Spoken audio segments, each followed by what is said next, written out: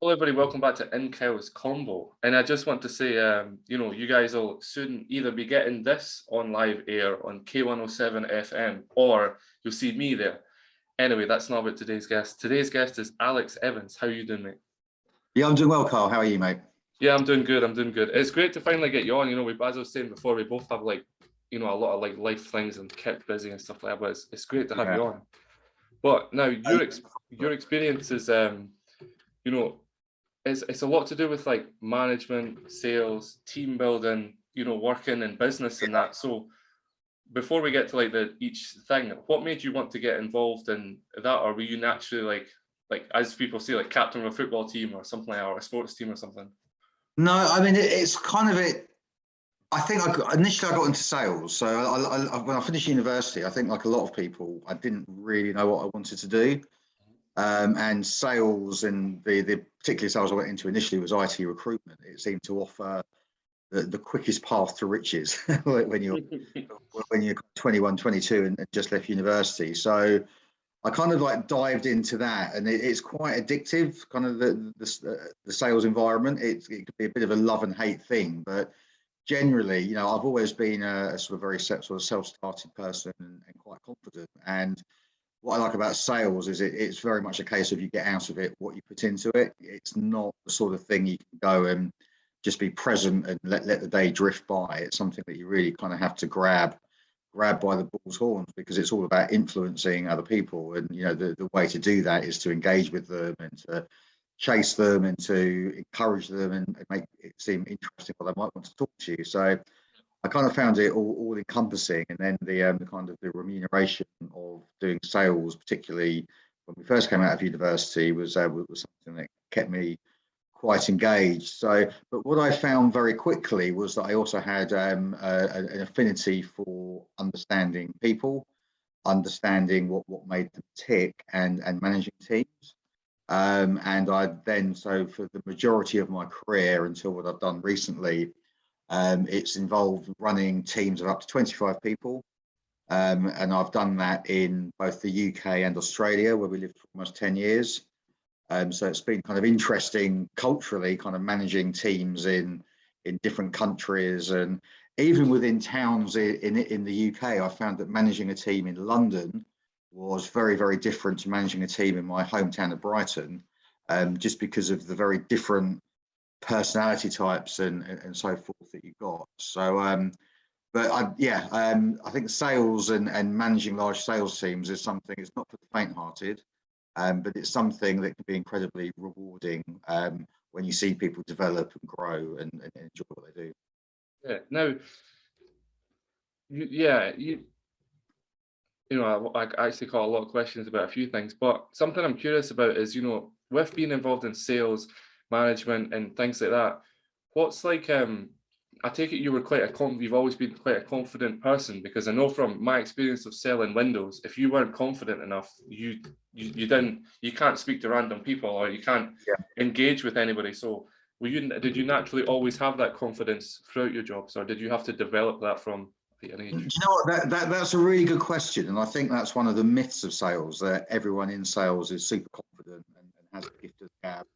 I think it's certainly true that some salespeople are born as natural salespeople.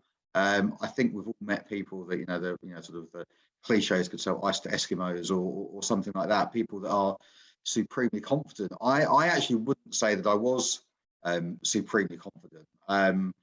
But what I found is that with life you kind of wear different hats at different times. So I looked at, when I went to work, I'd kind of like, you strap on your salesman's kind of face and outfit and outlook and go to work that way, because I actually, interestingly, on the Myers-Briggs scale, have you heard of Myers-Briggs, the personality tests? Yeah. Mm.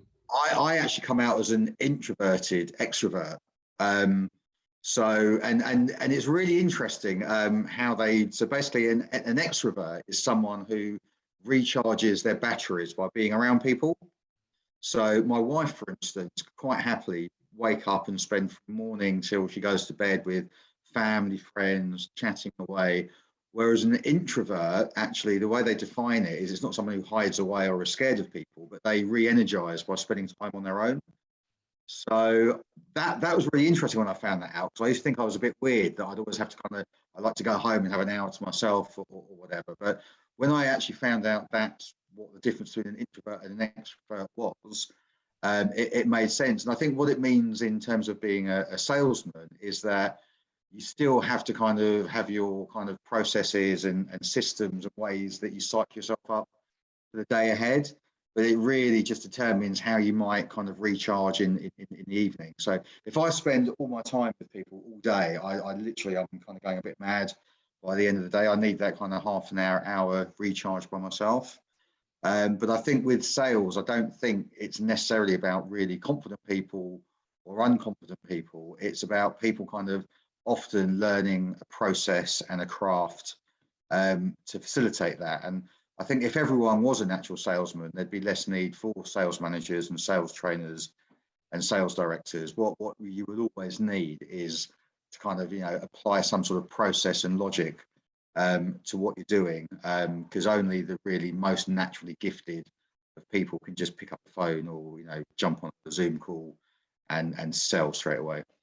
Yeah, yeah, and I guess it's different if like you're actually like we're obviously having a conversation, so it's different because obviously we're not trying to sell anything. But if you actually have to push a product, whether that be it doesn't matter what it is, anything, you have to eventually come to like the punchline of the joke, as they say. So there's that little thing where like, by the way, are you interested? Are you not? But it's like, so from that though, like we all deal with in terms of sales, we all deal with like rejection and like, no, you're not, I'm not interested. Yeah.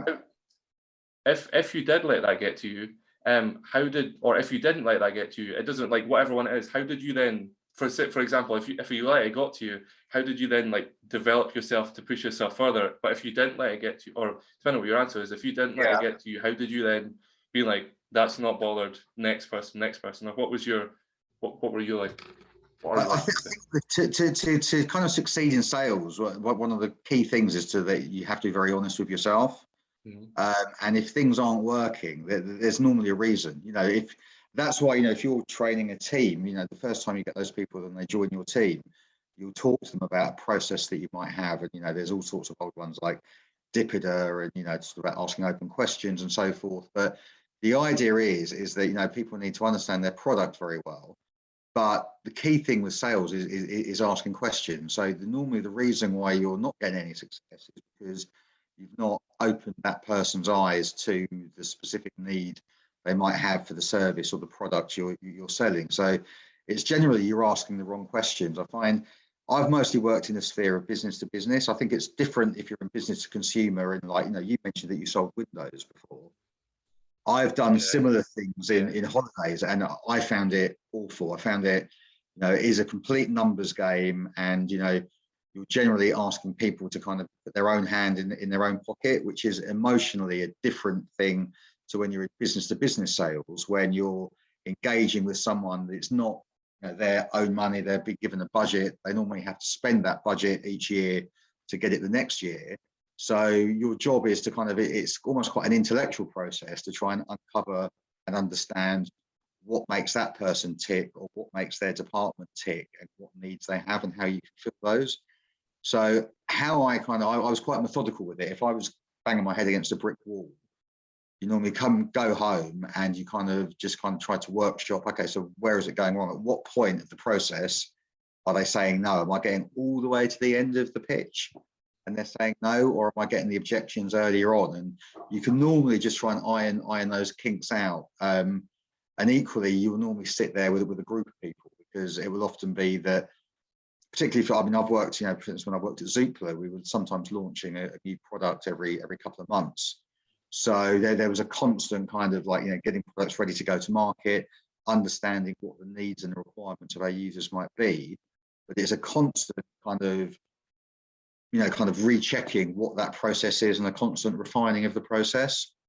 And I think if you look at it in that context, then it becomes less daunting than saying, right, this is broken, it's not working. It's more a case of, okay, let's kind of try and see the little levers and the little refinements we can press and pull and make better to make the, because ultimately you've got to kind of open that person's eyes to the fact that this will make their life better or easier, or make them richer, or make them more, sort of popular with their boss in some way. It's understanding what will make that person tick, and understanding what, their organization requires of them.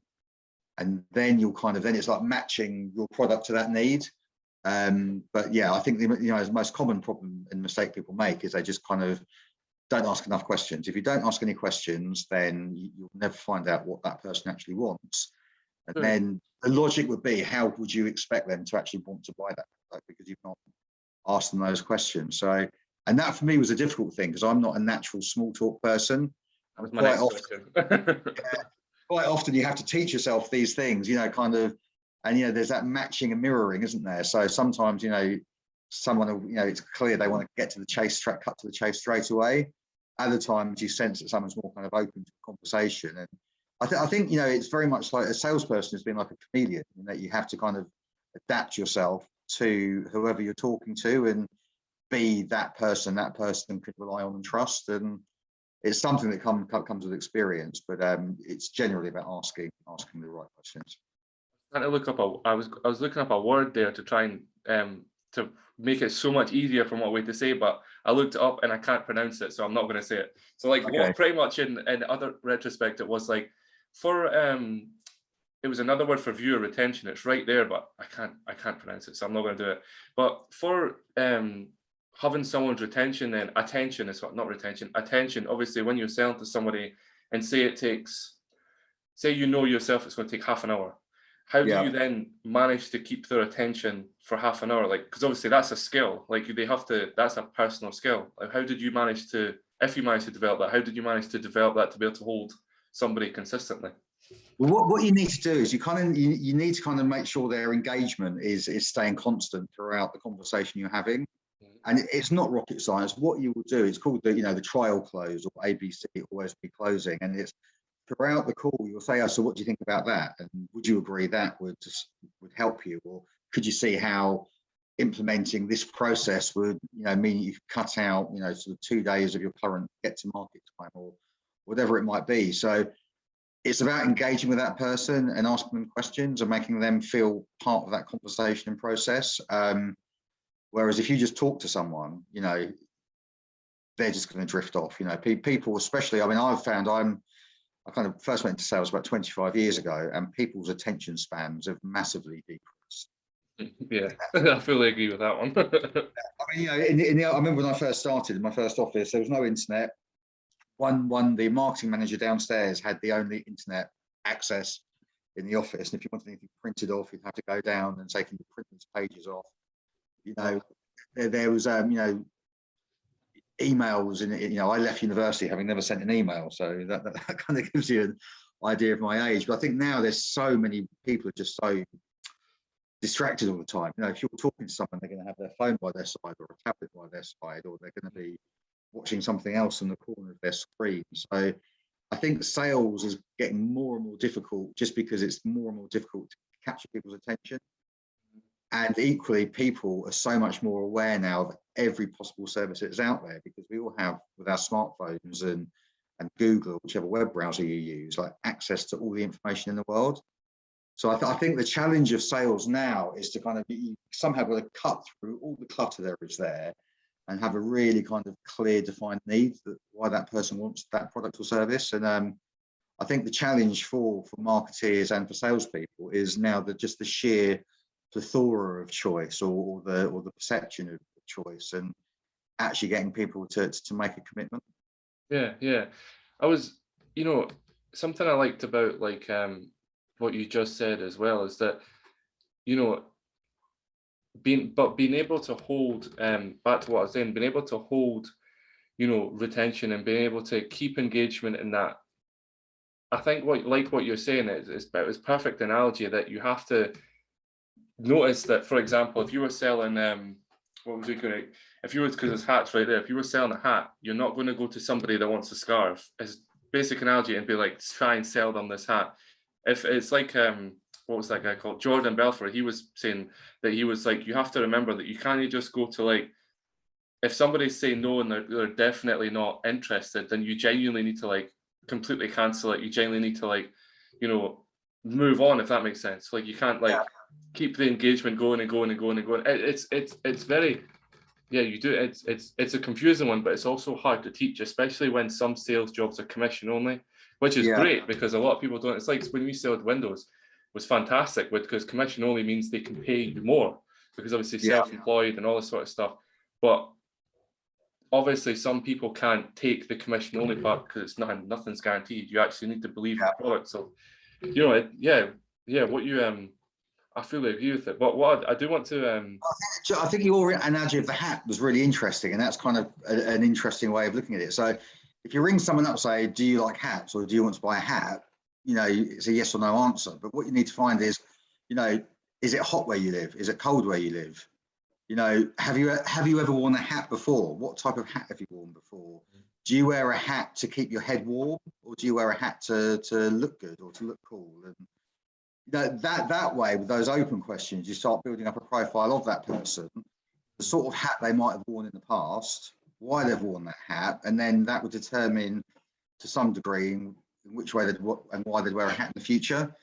So that way you can kind of control the conversation a bit more. But it's, you know, a hat isn't just a hat. A hat can be fashion, it can be practicality, it can be protection, you know, if you're playing, you know, some sort of sport, or, you know, you need protection from the sun or the shade. So it's actually a really good example of that, of, you know, how to sell a hat or what sort of hat, you know. So there are all those questions you can ask, and you filter it down and down and down until you get to the point where you're fairly convinced, you know, you've got someone who likes to wear hats out of choice, and winter's coming up, so they might need a cool new hat for winter, and that's how you kind of get your sale. yeah, exactly. It's interesting, and it's always like, it's interesting because again, it's you having to develop the skill of being able to identify it, but it's not just as easy as walking in. I think sales, another way I look at it is what I learned from selling windows as well, as I'm sure you've learned from selling things you've sold, is that you realize that you have to like move on to like you can actually develop the skill and move it on. So you have to sell yourself effectively, like sell yourself, and whether it's, you know, to whatever, you know, you're attracted to, or whoever you're attracted to, all that sort of stuff. Even when you're getting a job or you're having to speak to somebody, you're having to constantly sell. But I think once you've developed the skill, it's definitely a transferable skill into like many different subjects, to be honest. Yeah, I mean, if you think about it, we're all of us are salespeople to an extent. You know, if you're looking for a partner, you know, you're going out to sell yourself. If you're looking for a job, you're selling yourself. If you kind of move to a new area and you kind of need to, you know, you want to make new friends and you join a sports club or a gym or whatever you do, and you're effectively marketing and selling yourself to people all the time. You know, like everyone is a salesperson to some extent. It's just, you know, some people try and take that to the nth degree, and that's what they do with their life, and that's where they make the money. But all of us are salespeople, and I think anyone can sell. Yeah. Training, because with the most common issue with sales is a lack of confidence. But any process that you can learn and improve with improves that confidence, and you grow that confidence. So, you know, some of the most successful people I've worked with or trained have been, perhaps when you had a new intake of salespeople, sometimes the quietest person, the person that you might suspect would be the least likely to succeed. But, you know, there's a lot to be said for determination. And, you know, we were talking earlier on about, you know, that I really love football, and it's the same as footballers. You know, you get an awful lot of footballers with all the talent in the world, but they didn't apply that talent, and they don't get anywhere, and they end up, you know, sort of on, you know, disappointed and on the scrap heap or whatever.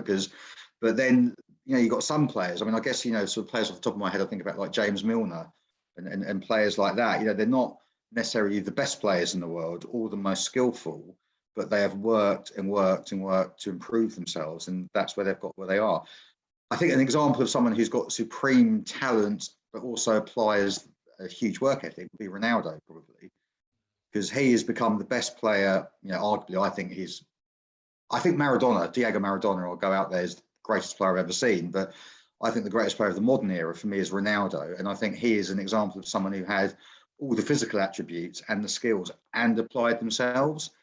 And I think he is an example of, you know, how far people can go if they have talent and application. But, you know, sales is something that you can improve all the time. And, you know, people who aren't necessarily natural salespeople or wouldn't consider themselves natural salespeople can really surprise themselves with the right leadership and management and the right training. Yeah, exactly. But everybody that doesn't know, like away from Alex himself, Zoom has now stopped everybody that hasn't paid for it, even though I have paid for it. You can only get a maximum length. So just in case everybody's wondering why we need to cut, all of these shorts, blame Zoom. It's not me. It's not to do with me. Right, But anyway, okay. yes, we've got another 5 minutes. We're good for 5 minutes. We're good for 5 minutes. Okay. But now I really want to talk about your business, because with, like I was explaining to you before, me and fitness are like bread and butter. Like it's literally all I do. So, and I'm really interested in that, actually. So Exo Gym Limited, congratulations on your business. A year and 9 months, that's a long time to be in a business. A year and 10 months is a long time to be in a business. But what made you want to start your own business? And after that, why was it in the particular subject of, obviously I'll ask, I'll let you explain what your business does. Why was it in that versus even being having your own sales trainer business, or doing like shows or presenting, like another analogy, Jordan Belfort, people like that do? What was the reason why you went down the road you went down? Yeah, good question. So I am, like many people, the lockdown period was very strange. And the business I was working for, unfortunately, it was involved. I was a commercial manager for a company that was effectively an advertising agency for universities. And I ran their website, and I was in the unfortunate position of my entire client base of graduate travel, graduate employment, festivals, Freshers Week, everything kind of died by the 20th of March 2020. My entire year's client base had cancelled or postponed. So what that meant was that I didn't have a viable job. So like many people, I got made redundant. And like many people, I probably felt a bit upset at first and a bit disappointed. But I've had a deep held desire for a long time to have my own business. I just didn't know how that would kind of manifest itself and what that would be. So about a month after I've been made redundant, I was sitting in my garden on a Sunday afternoon, and I lived in Australia for 9 years. My wife and I got married there, and my eldest son was born out there. So when I was in Australia, that was when I first fell in love with outdoor exercise. And if you go where we lived in Bondi in Sydney, but all across Australia, every public park or oval where the cricket pitches are tends to have a really great quality outdoor gym. So, sort of chin-ups, dips, bodyweight exercises. So I got really into that. And when we first moved back from Australia, we did think about maybe looking at building, outdoor fitness facilities in parks. However, when we came back in 2013, every park seemed to have sprung up chin-up bars, dip bars, the metal equipment and so forth. So I put it on the back burner, but I was sitting in the garden. It was lockdown. The gyms were closed. There was a big light being shone on people's health and personal responsibility for health. Plus, I've always fancied having a pickup truck, and I was I was sitting there, and suddenly the ideas kind of coalesced, and I suddenly sort of had a light bulb moment and thought, why don't I look at an idea of sort of scaling outdoor park gyms, but to put into people's gardens? So they basically have access to facilities at home. They don't have to go to the parks. They can train in the privacy of their own home, and equally they can kind of train with their family. So kind of the light bulb kind of stayed burning brightly for a few days. So in the middle of lockdown, this wasn't easy. What I did, I worked with a guy in the Philippines who I kind of engaged through a website called Upwork, which means you can kind of work with kind of CAD designers and 3D designers from all over the world, and it worked out being a lot more cost effective. This guy was based in the Philippines. He worked with another friend of mine who set a gardens rooms business up. So we worked on concepts and designs for a modular gym. And what I needed to do was to make something that had sort of a small amount of common parts, because I hadn't planned to be made redundant or planned to set a business up. I didn't have a huge amount of money to throw into it. So we came up with these designs. I then found a industrial design company in Southend in Essex, of all places. And they then took the drawings I had and basically turned them into case studies and modeled them, designed metal bars that could hold 200 kilos that would flex properly so they could hold that weight. And they effectively modeled, and okayed that, yes, this concept would work. So that gave us the idea, and we kind of got to the point then when we built 2 prototypes, one in my garden, one in a friend's garden, and it really took off from there. We then had to go and raise a bit of money. Yeah, so so eventually we got to the point where we'd put in the two prototypes. We kind of, I mean, effectively, I had to kind of teach myself a lot of stuff. Whilst I've been the sales manager or sales director before, I've not had to do all my own marketing. So we got the first 2 gyms built. We had to get kind of collateral design. So on a limited marketing budget, one of the big challenges was how do we get the brand out there? So we managed to get some PR through sort of landscaping and gardening magazines and websites, which is kind of one of the routes to market that I'm using. I'm working with landscape gardeners. So when they're meeting with clients who potentially have an interest in fitness or their families have an interest in fitness, we can talk about integrating exogym or exogym components into an overall garden design. So that's one thing we've done, because if people, I don't know, like it's been up in Scotland, but with lockdown, one of the big features was people spending a lot of money on their gardens to turn them into nicer functional spaces as they were spending more time at home. So with the average price of perhaps one of my setups being between sort of £2,500 and £3,000, if that's as part of an overall £40,000 project, it becomes a much smaller component of a bigger thing. So one of the ways we've kind of got out there and had some sales successes through working with landscape gardeners. I've also put in one massive outdoor rig at one of our outdoor local gyms, which again helps with exposure, because he has up to 20 to 30 people for his boot camps and stuff, 3 or 4 times a day using the equipment. And then there's been a lot of just literally going out and putting flyers through doors and networking through my gym. And I mean, as you'll be aware, like we were talking before we started recording, it's quite, any part of the fitness world is quite incestuous in some ways, in that all the gym owners and a lot of people go to the gyms and have been on the scene for a long time all know each other. So a lot of it, and where I'm from in Brighton and Hove, although it's a sort of a town city of 250,000 people, it's quite a small place. So, there's been a lot of networking around with other people. But what really helped was we won the Best Outdoor Fitness Product of the Year 2022 at the Prestige Business Awards earlier on in February, which was kind of a big shot in the arm. And it's given us, sort of some real credibility, I think, when we're talking to people. It's not me saying that this product is great, but it's also, been recognised by an independent group of judges as being a really sort of high quality, top end product. So, that's all been really good. And yeah, it's been fascinating, kind of setting my own business up, but also terrifying in equal parts. And as you can imagine, it's been a strange time to set the business up. We've had COVID, lockdowns, not lockdowns, going back into lockdowns. And then, everything seemed to be flying back with the economy booming. And then we've had the cost of energy issues even before, what's happened over in Ukraine and Russia. So, now I think, along with many new entrepreneurs, our big challenge is now is kind of growing our businesses, in an economy which perhaps isn't going to be as strong as it could be. I mean, I've likened my challenge at the moment in that, my market's still there, but with people, the price of my gyms being probably the equivalent of what people are going to be spending on extra on their gas bills and electricity bills and food for the next year, kind of my needles have got a bit smaller and the haystack's got a bit bigger. So the challenge at the moment is, kind of finding the people that still want to spend £2,500, £3,000, £4,000 on an outdoor gym for the garden. Now, I think they should. There's lots of benefits from doing that, but what I found with my pipeline in the last couple of months is I'm getting a lot of people saying, look, I just want to wait and see what happens. Business owners are seeing that they're now having to pay more national insurance for their employees. I've got 3 people I thought were going to say yes this month in that position, saying I just need to see what this means for my business cash flow and therefore my cash flow. So there's some really interesting times, but I think we're very much a product of this time. And one of the things that we haven't talked about yet, one thing I'm really passionate about is mental health and helping people with their mental health.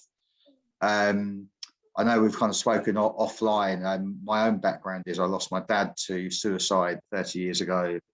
And I lost my brother to an overdose in September last year.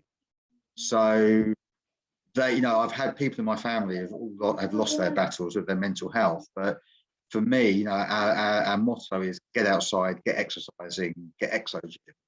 And for me, getting people outdoors and exercising in the fresh air with all the health benefits that has, vitamin D, it's been proven to lower stress and so forth. It's just a really kind of a passionate, passion piece for me really now to get people to take, responsibility for their own health, their own mental health. And I think Exo Gym is a way of facilitating that. And in some ways, I see like growing this business is one part of what I want to do, but the other part would be to become more of a mental health advocate and kind of help people get out of the ruts they're in and help encourage people and go out there and talk to people about how we can improve things for people, because there's a massive crisis coming, I think, with the fallout of the last couple of years, and it's going to be really important for people to have the strategies to be able to cope with that. And I think exercising and taking responsibility for your health is probably the most important thing to do. Yeah, I think it's so. Again, it's like the analogy I used earlier. It's like bread and butter. Mental health and fitness are two of the most, like, in my opinion, in my years of being in fitness, are like literally like the two most things that click. Because I know the gym for me, it's transformed me completely. Because obviously, as I was telling you before, my gran passed away. Rest in peace, Mary, and she was the most nicest person ever. Such a shame. But anyway, she was something that helped me get over that was still being in fitness, still competing, and still having that drive. You just kind of have to blank everything out and just focus on the gym. So what you're doing, being able to connect that in mental health, honestly, all props to you. And I think anybody that notices that as well, that everybody I've ever met in the gym has had some sort of they're in it because they either introvert, extrovert, back to what he was originally saying. They have problems, they don't like being at home, or they've tried to overdose or suicide, and they've been caught, and someone's like, I really want to push you into the gym because you'll be able to keep your mind completely off everything else, because if you're underweight and you're not concentrating on that weight's coming down on you, so you need to be fully engaged at all time. But it's so important. I mean, I always use the analogy. I mean, I love boxing, and like the gym I go to, I box and spar badly. Haven't really got the feet or the rhythm for it. But I think for me, it's boxing for so many kids is a route out of all the bad stuff they're going to do, and some of the most, and I imagine it's probably the same in your kind of strongman competitions. The dedication that these people put into their craft, into their sport, the sacrifices they make, the way they eat, the way they maintain their diet, the way they get up early in the morning to train. I'm absolutely in awe of those people. And I think, it's so important for people to kind of take a bit of a look at themselves perhaps and go, what can I do to improve myself and make myself better? And, improving your own health and your mental health tends to go in lockstep with your general health. Is just so important. And I think that's just got to be the overwhelming message of our time at the moment is, take time for yourself, take care of yourself, and kind of get out there and look after yourself. And the best way of doing that is exercise. And I think, I'm not a Puritan by any stretch of the imagination. I'm all about work hard and play hard. Like, by all means, enjoy a glass of wine, enjoy a beer, eat some nice food. But it's yin and yang, isn't it? It's having the balance and balancing those out. And I think, unfortunately, the world now, less people do that. But I think the whole work from home is a real reset opportunity, that people do have more time now to look after themselves. If you're taking out, I used to spend 3 hours a day commuting when I worked in London. If you take that out and people apply that time to something else, it's, and looking after themselves, we're going to see the benefits throughout society, and it's going to be for the good.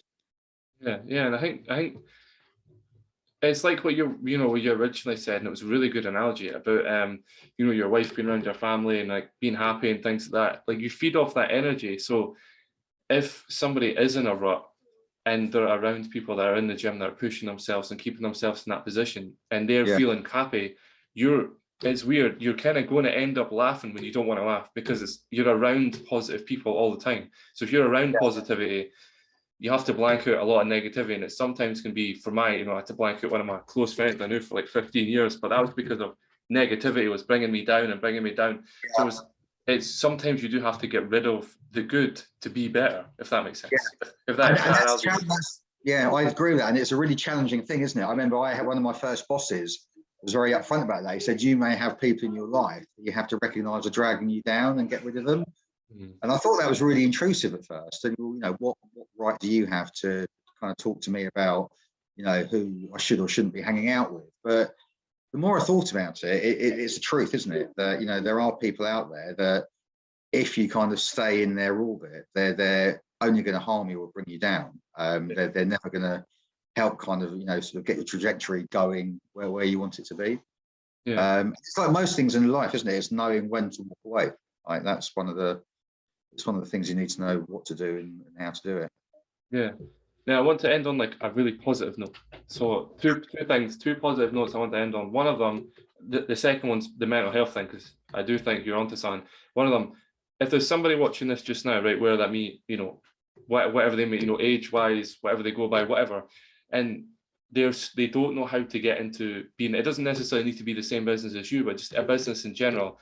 What advice would you have from that person to go right now at, you know, 9 o'clock at night to go and do? Because obviously it's better starting it now than waiting. What advice would you have to somebody? When I say the first mile is the hardest one, isn't it? But I think the key is find something that you're passionate about and that you love and build a business around that. So that's what I've done with Exo Gym, and it what gets you through the hard days, because there are days when you feel like you're banging your head against a brick wall. But the fact I'm doing something that I love, something that I believe in, and something I think is going to really help people in terms of the mental health, physical health piece, really kind of gets me out of bed in the morning and gets me, you know, wanting to drive Exo Gym forward. Yeah. So what about somebody that's struggling with like mental health and, you know, has been through maybe similar stuff to you have? What's your advice to somebody that's really struggling, but, you know, you'll know how they kind of, you'll have an idea of how they kind of feel and things like that. What's your advice to someone like that? The main thing is, Carl, you just ask for help and talk to someone. You know, the old saying, a problem shared is a problem halved. It's so easy to keep these things to yourself, to think that you're the only person walking, you know, sort of going through that struggle. What I find is that if you talk to someone, and I find now, you know, that particularly, you know, I can only speak as being a man. You know, there's been a cliche for years that, you know, men are very kind of reserved and don't talk to each other. I've found in the last 2 or 3 years, there's been a real sea change in men wanting to talk about mental health, wanting to share they've got problems. You know, I can think of my local gym. There's 3 or 4 people, like, you know, been through issues this year and had troubles, that we check in with each other. We make sure we're all right, and we talk, you know, quite intimately and openly about some of the problems we're having. So try and find someone you can talk to. If you can't, most doctors will have a mental health coordinator nowadays, and they can actually link you up with groups in your area that can kind of get you into some sort of group or forum where you can, again, talk with like-minded people. But you need to resolve to share your problems and be willing to talk about them. And taking that step is they will feel better straight away. But, you know, there's no magic wand, but it's reaching out there and trying to learn what resources are to help you. It's something I've had to do in the last year. You know, if I can do it, and I'm a sort of a very proud person and sometimes loath to ask for that help, I think anyone can. Yeah, amazing. Yeah, and I think you're right. Sometimes people are scared to help because like ask for help because of the stigma around it, being like, oh, you know, you can't do it yourself.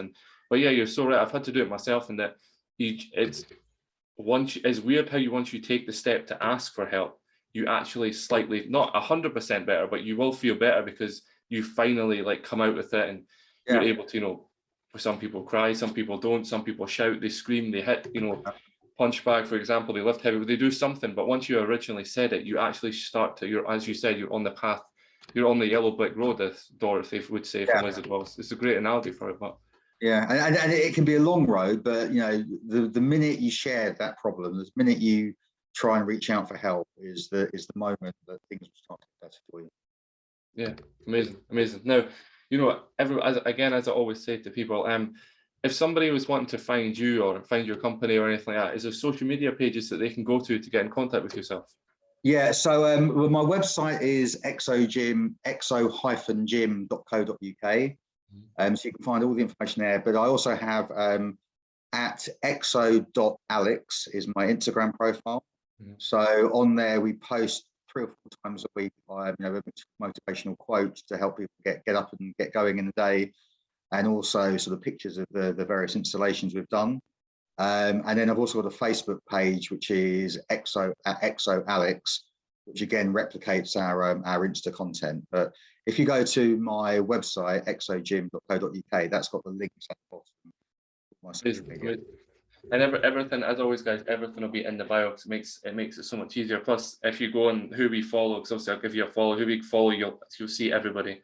Yeah, thank you very much, Alex. I appreciate your time, and thank you very much, everybody watching. Like, comment, subscribe, and listen everywhere. Thank you again. Thank you, Carl, and look forward to chatting to you again at some point.